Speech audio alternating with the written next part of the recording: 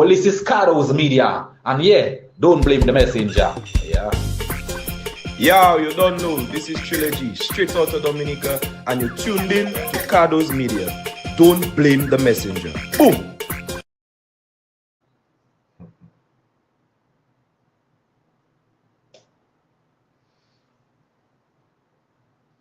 Okay, good morning to each and everyone. This is Fido, your boy Fido, and we have Mr. Gregor Nassief with us. We're gonna have a talk with him regarding the reality of visa restrictions.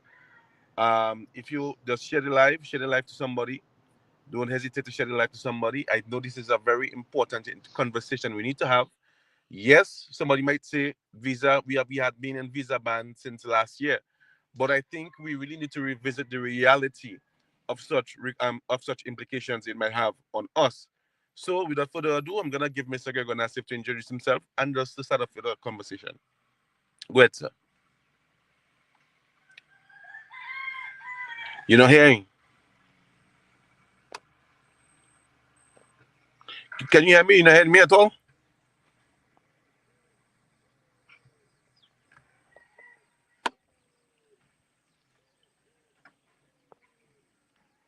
Okay?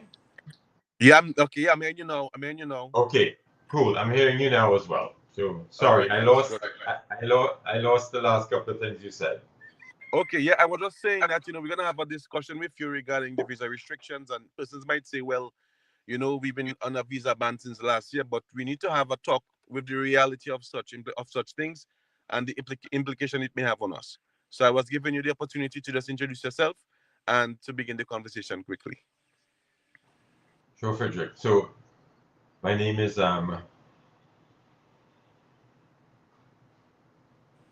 Gregor Nassief, and I am involved in the hospitality and tourism sector here. Mm-hmm. And I obviously, like most of us, travel to the US from time to time. And I had a 10-year visa, and I traveled to Barbados to renew it with my wife. My visa expires in August, and hers expires like next week or something. So we traveled last week and went through the normal process. Mm-hmm. Yeah, and as is known, our visas were denied, and the reason stated by the person was that there was a visa ban on Dominica, yes. Let me just ask you this question before going further into the discussion. Did that come to a shock to you, or you were expecting that to happen eventually in the inevitable? We did not know. So I think the visa ban has actually been really in effect from January, if I'm not mistaken. Okay. And obviously, it persons that hold a valid visa are free to continue traveling. So it really applies to those who are going for a new visa from scratch, Mm-hmm. or like us, who have a visa that is expiring and we want to renew it. So my wife had very low expectations, but I had some hope, and so we went really not knowing what the outcome would be, But like we do for storms, we were prepared for the worst, but hoping for the best. Aye. One thing I wanted to draw a reference on is just tell us briefly how, as a businessman, how that can negative impact you, because I know that some business deals and discussions, they want to have it in person.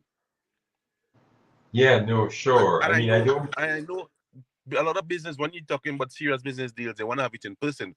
You can see an example, for instance, when heads of states have to discuss on certain things, they want to do it in person, they want to do it on Zoom. So how as a business person, how can that negatively impact you?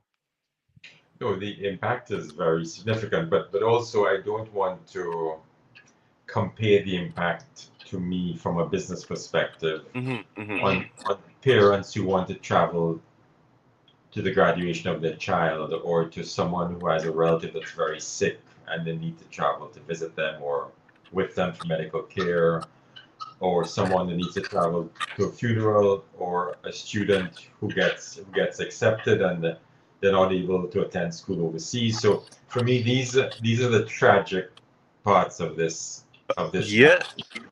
I That's remember, I remember thinking, for personal development, so to speak, not even a business person, that is very devastating. You know, a lot of yeah, persons have and the opportunity. Advice. A lot of persons have the yeah, opportunity to to go abroad and to develop themselves personally, and right now that is the reality for Dominicans. yeah, and Moving, but well, go ahead, sorry, Frederick. I just want to now talk about the impact on me, which is go what ahead, you was asked. So just from a family situation, my wife's mother is 87 and she lives in Florida, and she's not able to travel because of her age. So my wife will not be able to travel to see her. From a business perspective, from a tourism perspective, I travel to the States very frequently to promote Dominica. Dominica is still not known at all. Just just in, gosh, where are we now? We're in June. In April of this year, I traveled to Charlotte, Philadelphia, and Atlanta. I met with 81 travel agents and I presented them all the reasons why they should travel to Dominica, what's exciting, because you know they they advise their clients on where to vacation. They don't know about the island. Less than five of them could tell me anything about about Dominica. So from a tour, and of course the U.S. is our largest market. So from a tourism perspective and from a business perspective, the impact for me personally is very significant. I also have a software business, which is my main business. I started it straight out of school. It's 30, going on to 33 years old. And it is a leading technology player in Central and South America. And we operate there um, very successfully, and we've just expanded the business to the US, and we've just set up an office there, and I've been also traveling there for that. So there's no question, and then I've just been appointed to take on the presidency of the CHTA from the end of this year, so the Caribbean Hotel and Tourism Association. And for that association, I need to travel as well, obviously. So the impact for me is very, very significant. But again, I want to say that that is small compared to someone who needs to travel for healthcare or needs to travel for really significant family reasons. And that's where I'm very concerned. And I feel that we've not really started to digest the implications of this ban, because it's very new, and so persons are now seeing, boy, my visa will expire, next month, or in 3 months I have to go to Barbados to try to renew it, and so more and more people are going to be faced with this. Now, there is the off chance that this is more about me and it's not about the ban. So the US has decided that they don't want to renew a visa for me personally. So, and you can never tell. Although the guy told me this is the ban, I still want to encourage persons to continue to try, especially if it's an emergency situation, because I'm sure in some particular cases they will show a level of discretion. I would hope so. Yeah. Okay, I know we have to shorten the live stream to about 20 minutes. We're 9 minutes in. So What I I want to ask can. you, what I want to Mhm. ask you is, so amidst the visa restriction, the visa ban, are you confident that the government is taking the necessary steps to try to lift that ban? Well, I know a little bit that the government has engaged the U.S. authorities. I don't know the details of it. I know that the U.S.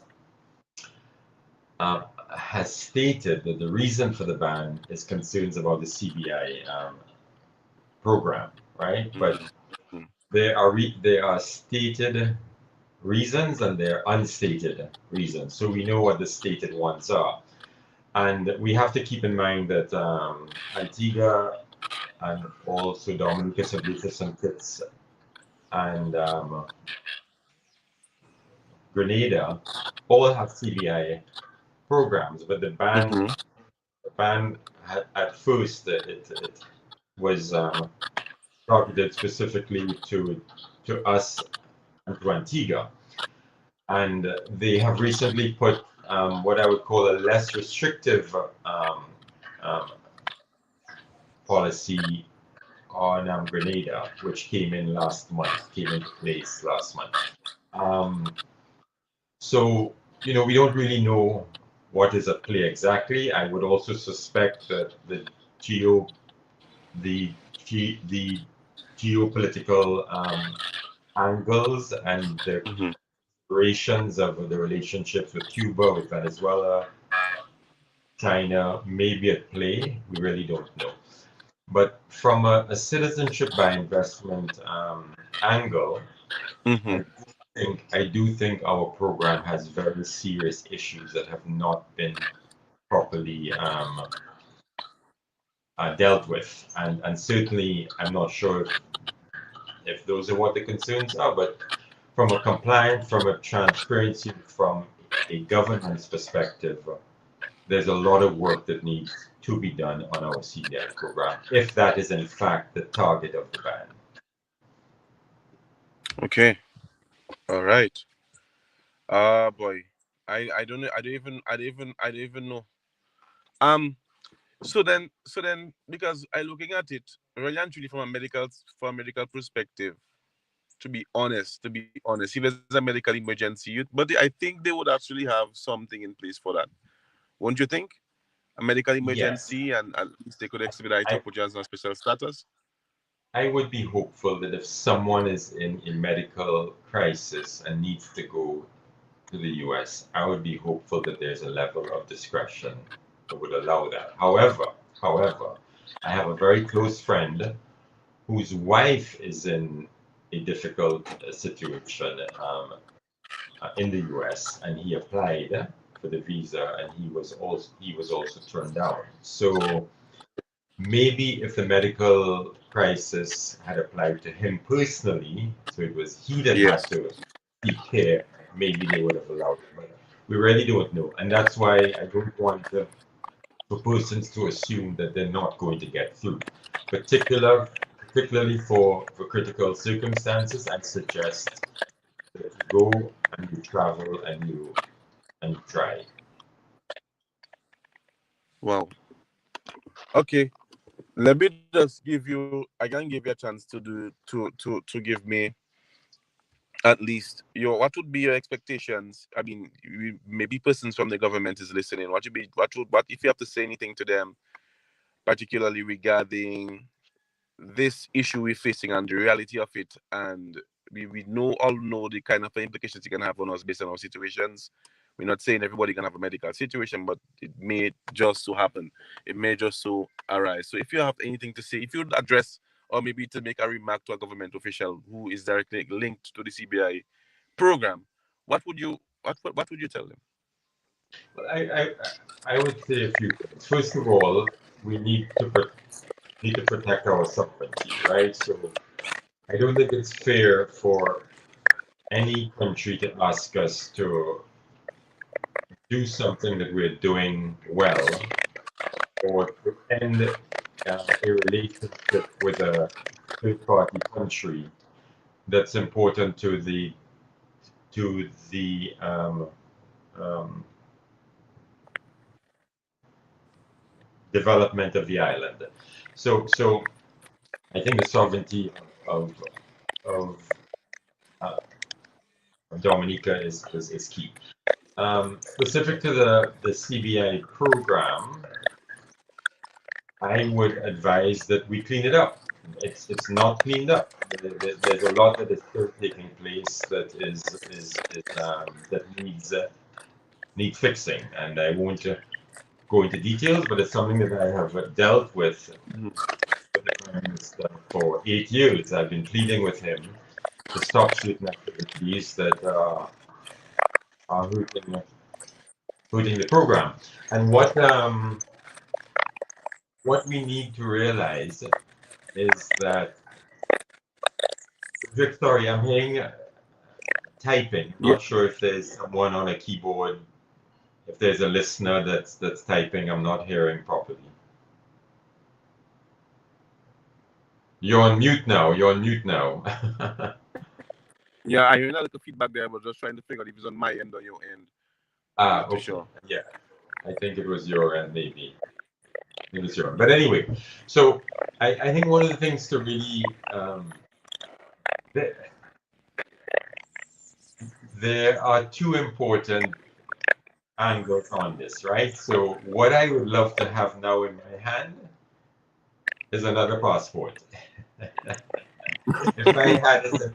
If I had a St. Lucia passport or St. Kitts passport or Barbados passport, I wouldn't have an issue. But I have a Dominica passport and there's a ban on this passport. And I'm saying that just so people understand the value of second citizenship and people understand where CBI comes from and why it does well as a program. Because there are people all over the world whose passport is restrictive. They cannot travel here, they cannot travel here, they can't get a visa.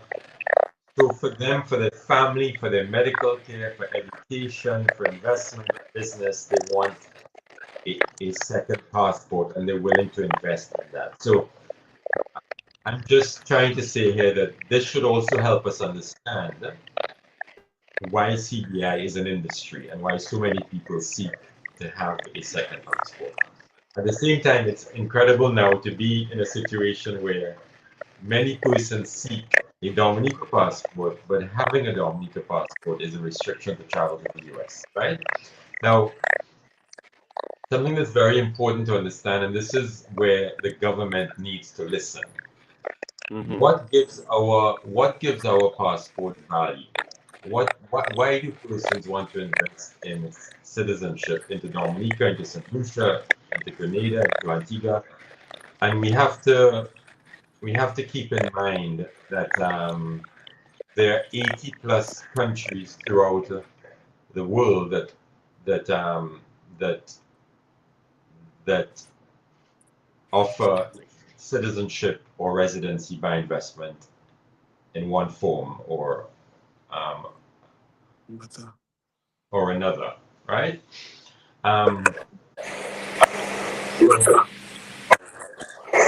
Mm-hmm. Peter, you're still there, right? I'm seeing Cardo. I'm not Yeah, I'm there. seeing I'm there. Frederick. Good Okay, morning, cool. Mr. Nassif. How are you? Yeah, Carlo just joined us there. That's the co-host. Okay, cool. Hi, Cardo. So the point I'm making and what I would like government keep in this You don't one. cut your mic. Yeah, yeah. If there's something I would like for the government to listen to, it is that we need to understand what gives our passport value is the ability of people to travel on it, right? So if we're issuing passports to persons who are showing up at the UK border or the US embassy for a visa or at the borders to the EU, it means that it's access to these countries, the third-party countries. It's not that our passport is so great. It's that if you can use that passport then to travel for medical, for education, for business, that's what gives it value.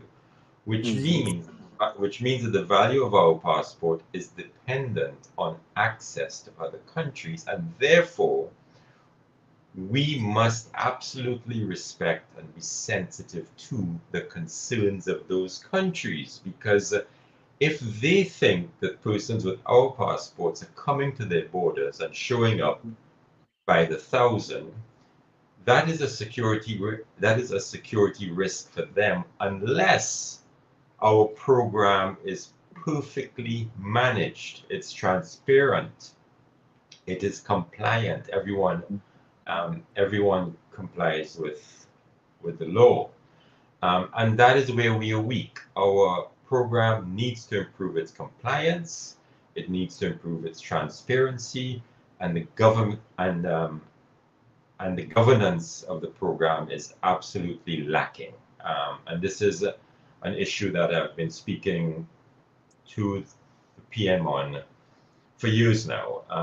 So again, when you're dealing with the US, you don't necessarily know if the stated reason for the ban is the actual reason for the ban. So they've stated that it's a CBI program, but it could also be the relationship with Cuba, with Venezuela, and there could be other things at play.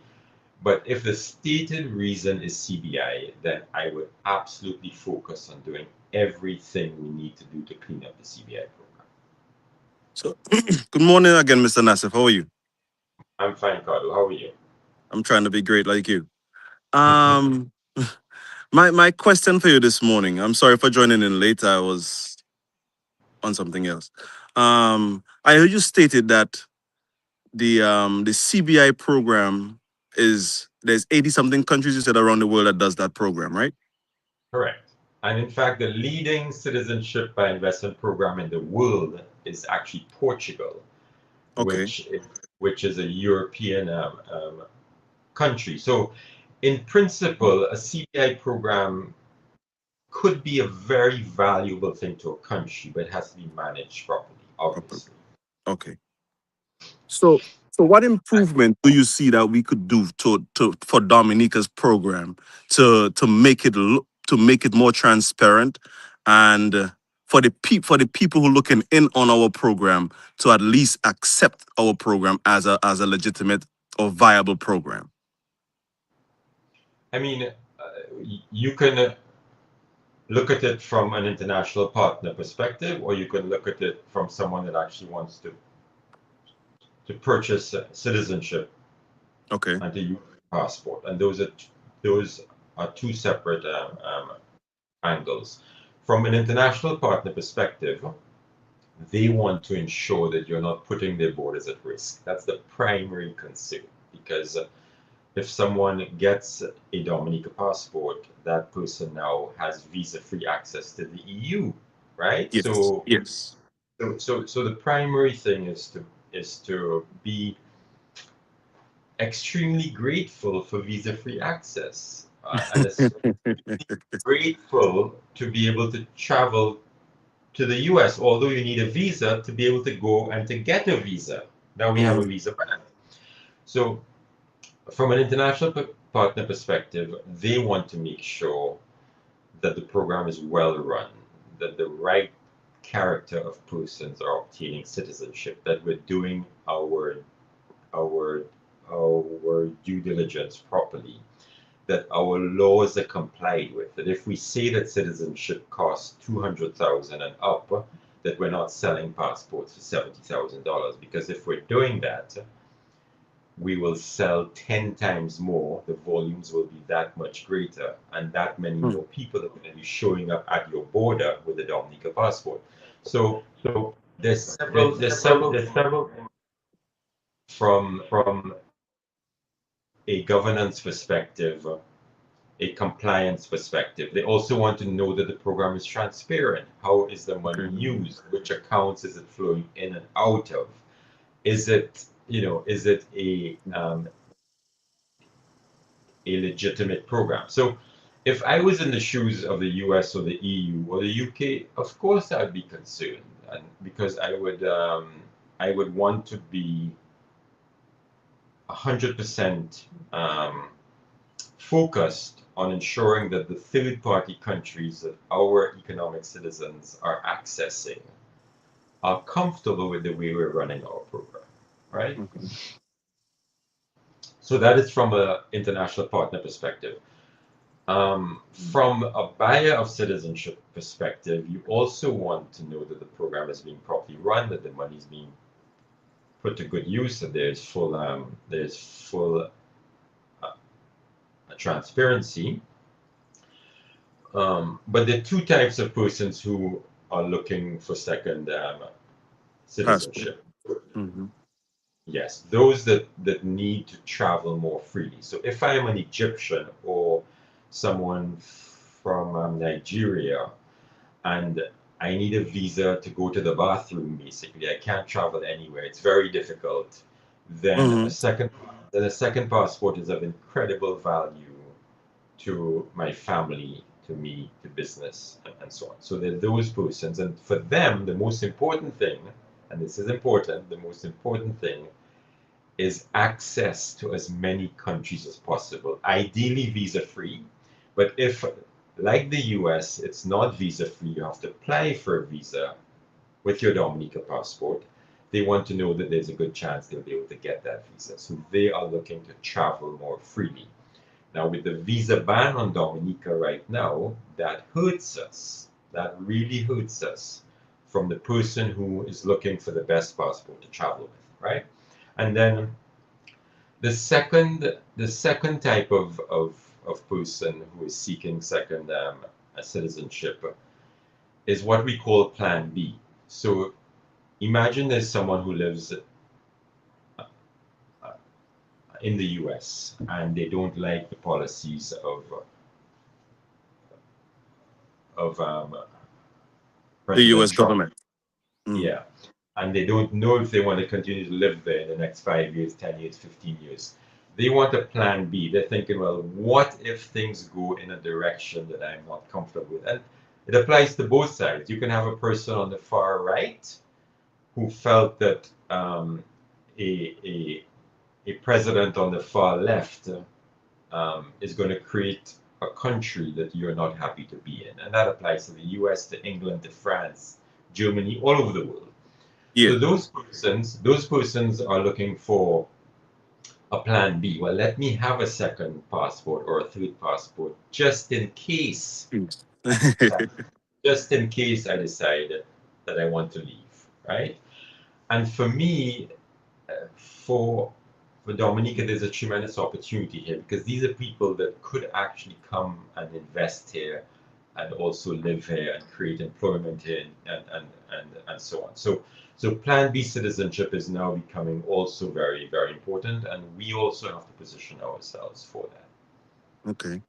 I have another question. So recently you were denied visa access to the US. Correct. And how does that impact your business, or in a sense that as a businessman outside of the hotel industry and getting being the president, how does that affect you and your business? Well, um, as I explained um, earlier, Earlier. My bad, I'm from the sorry. it's okay. From a hotel perspective, I was just in the US. I was in Charlotte, Philadelphia, and Atlanta, and I met with 81, I think, travel agents. And my whole purpose of the trip was to present them, to introduce them to Dominica, all of the beauty, everything we have to offer. It was incredible to me, but always less than 5% of those people know anything about About Dominica. Dominica. There's a lot of time, and they're always super excited. They say, "But this island is amazing. How could I not have known about it?" And then, of course, I talk about Secret Bay, Fort Young, and I also talk about um, the the other properties on island and so forth. So from a hotel and business perspective, of course, it's a huge blow because now I can't make those trips anymore. But that's okay. We'll find someone else in the organization who's able to make those trips.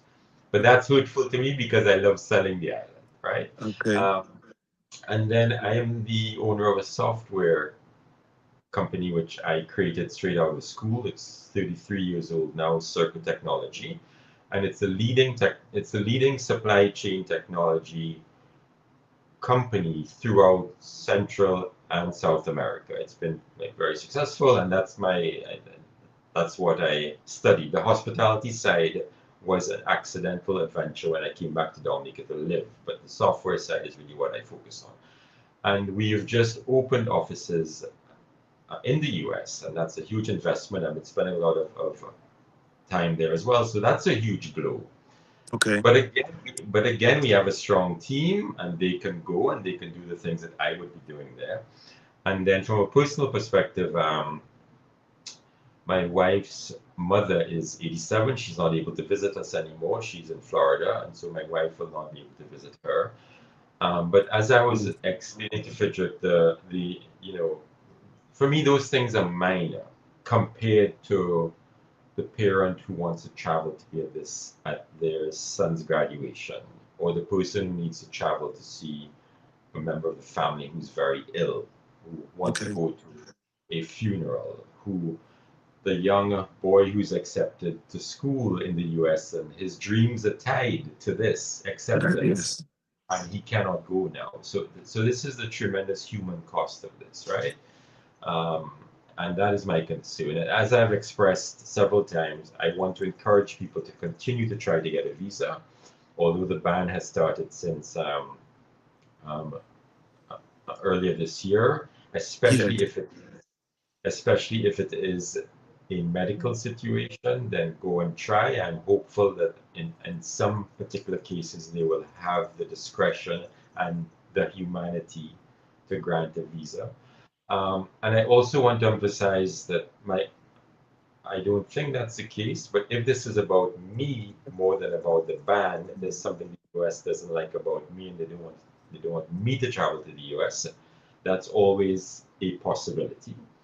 And I would actually hope that that's the case and that are able more people are able to get through, that it's less about a blanket strict ban and maybe more about me. Okay. Um, I have I am from I am from Dominica, and we have a visa ban. My wife is from Venezuela. Venezuela has a visa ban. My mother is from Haiti. Haiti has a visa ban. So, so who knows Okay. what the reasons are? Who knows what the reasons are? Okay. So I just I just hope that people continue to try and then keep the pressure on.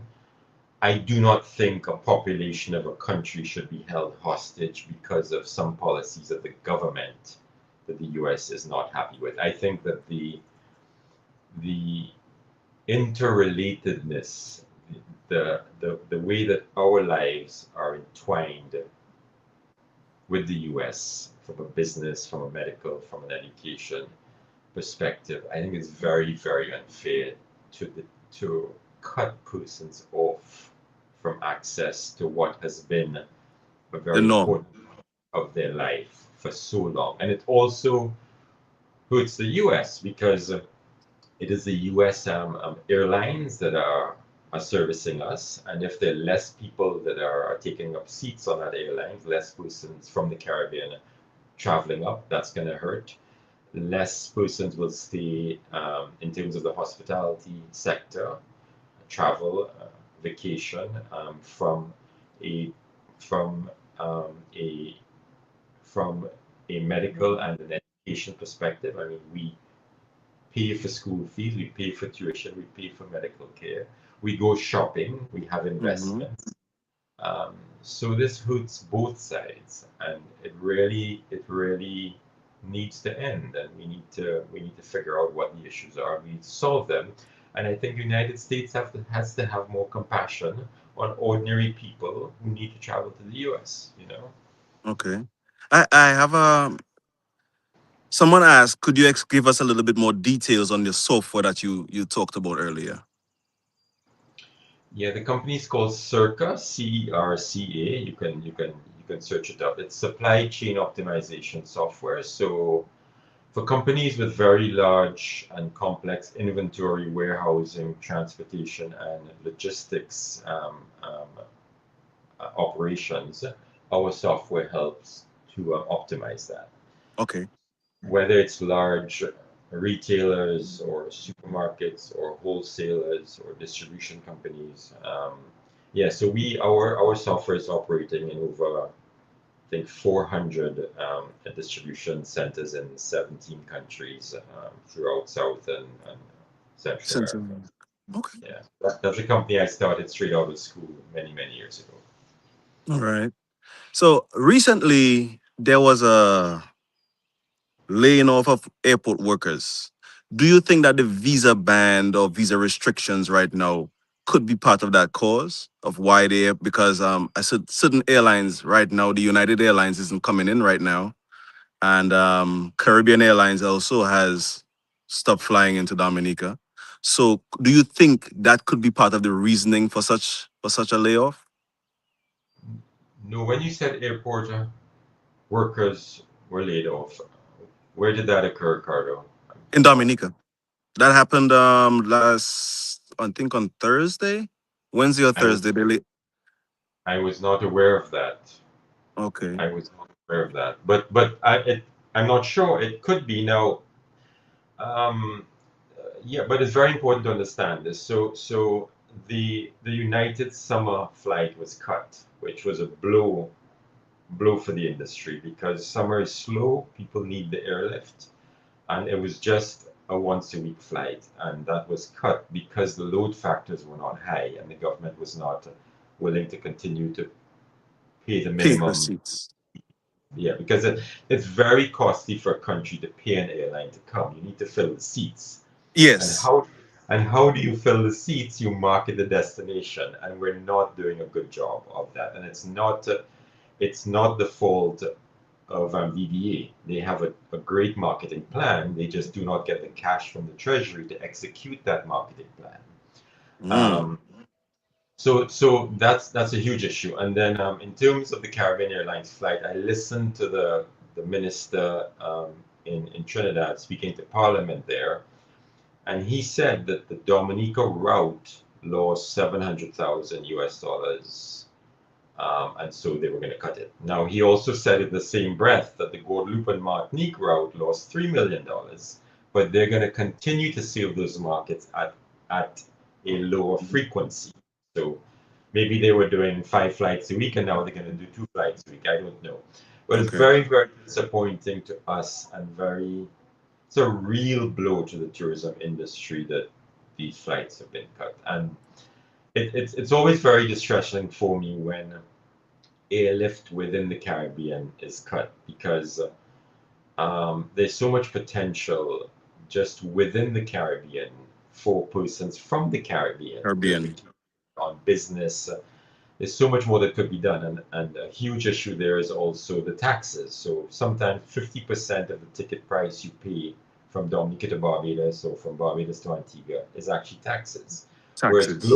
whereas globally, um, airfare taxes are typically around 15%, but in the Caribbean they're crazy, and we're killing ourselves by doing that. And the governments need to see that, you know. But this is a fight that has been going on for For 20 years, years. and the taxes are not coming down; they're only going up, and it's very, very hurtful to intra-regional travel. So when Cal cut such an important flight from one island to another, it hurts us for sure. Okay. Um, I have some very very technical questions, but I don't know if you came prepared to answer those today. Well, So I stay on for about 10 more minutes, so go ahead. I okay, will try. Whatever you want to ask, I will try. do you as 2 days ago I think it was, or yesterday, you were at a conference, a press not a press conference, but a summit with the prime minister on the budgeting, the new 2027 budget or 2026 budget, I think it was.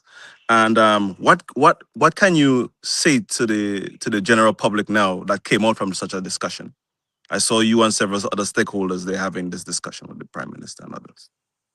Yeah, I mean that that's a lot to comment on. I think that a lot of the persons that stood up to made a contribution, they were very valid, very sincere. I think they're very serious issues that we need to deal with. I think at the core of it, while the government's primary focus has been citizenship and infrastructure, what the government, in my opinion, does not do well is drive a sustainable economy that's generating jobs and creating economic activity. So we build a new airport that's going to cost us, I don't know, $50 million to operate every year, and but how are we going to create the demand through marketing to fill the seats on airlines that they want to come to Dominica because we can't afford to pay them?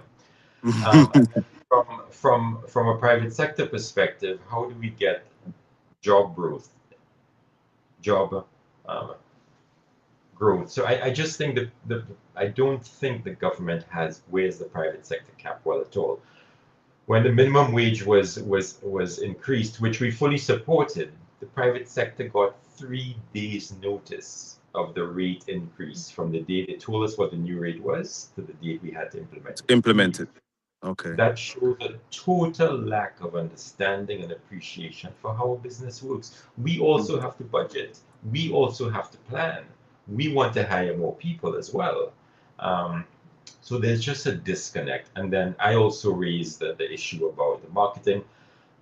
Simple things like our trails. People need to understand why people come to Dominica. People come to Yep. Dominica to experience our nature. That is our core asset. Are we taking care of it? No, our trails are not taken care of, and the government doesn't seem to get that, and the funds are not allocated for that. For And that. so people come here, they want to hike segment 7 or 8 or 9 of the Waikiki Trail, and they're told, well, it's not in good condition, it might take you 8 hours to get through, and it's just a disaster. And for me, it's a lack of priority. And again, it comes to understanding what creates the demand. What creates, why do people come? The product has to be pristine, and more and more people come. They'll spend more money. They'll use more guides. They'll create Employment for somebody else. Yeah, and then I also spoke about the citizenship program and the need to clean it up. There was, how do we get more cash into the treasury? Believe me, if we solve our problems with the citizenship program, if we stop discounting citizenship and funds flowing to third parties as opposed to the treasury, we could easily solve our cash problem. Easily, right? Okay. But that action has not been taken. I still can't understand why. So that some of those things came up, but I thought it was a very healthy Discussion. There were also very good questions about access to finance for small businesses. Yes, small enterprises, and I just think this country has so much enormous economic opportunity for persons to grow personally and also professionally, for young entrepreneurs to build a business. But if we don't connect the dots on what makes an economy work, we're not going to get there. Okay. So my last question to you before your time is up. Your thoughts on a new perspective. What do you think? Where do you think we need to go as far as for Dominica to really grow? Do you think a change of government will make Dominica grow? Do you think the current government could stay in power and make certain changes to alleviate or to meet with the people? Where do you think? What's your thoughts on that? Well, a government is the representation of the people. A country gets the government it actually deserves. So if we continue putting a government in office, then that's the government we'll have. So I'm not going to say that we need to change the government to change the country. The mindset of the people of the island need to want to change. And they need to see a credible option. And we all know what the situation is there, and I'm hopeful that there could be more options, and that we kind of see a way through this. I don't think a prime minister should be in office for 20 plus years.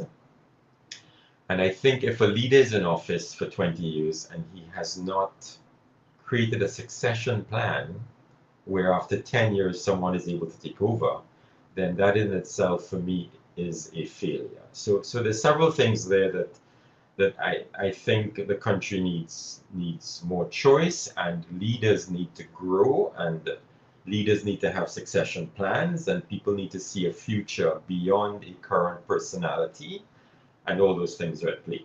But I wrote an essay which was published on DNA called "A One National Park policy. And you're asking how I think the vision for the country could change.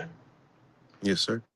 And I think if we look at Dominica as one national park, if we understand the assets that we have from in terms of our natural assets, in terms of what gives value to Dominica, our land, our agriculture, our waterfalls, our trails, our hikes, our seas, our beaches, our reefs, our hot springs, our cold springs. These are God-given assets That's it. that give the country potential. Geothermal, which is fantastic. I'm very, very proud that we are transitioning to geothermal energy at a crazy cost to us, unfortunately. But thankfully, from a fossil fuel footprint and a sustainability perspective, I'm extremely proud of that. So if we identify our assets, our value, and the resources we have amazing people. Then if we put that at the core of our value and our strategy, we can transform the country and we can create tremendous opportunity for all. But we don't have a vision for that. It seems we want to follow the development path of everybody else without recognizing that what God has given us, we need to create our own development path. We need to create the vision that's right for the country. Country. And we're not doing that. And it Okay. is we have tremendous potential for sure. Well, I would like to thank you for your time, Mr. Nassif, because I know you're a busy person. And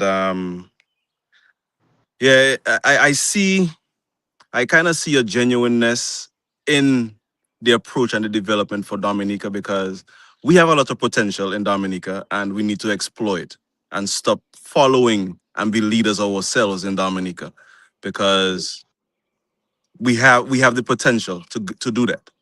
So we need people like you to be more outspoken though. We need people like you to be more outspoken. I think I have been quite outspoken, but I will continue to be. I intend to continue to be. Okay. It's too important, and it's actually very, very sad that more people are not expressing their concerns. But that's the culture we are in. People do not speak up, and that's very bad for the country. Yeah. Someone asked this question: has Mr. Nassif made a decision entering into the politics arena? If so, which constituency will he represent? I I have not, and I have joked many times that if I were to run, I'd run in Vegas.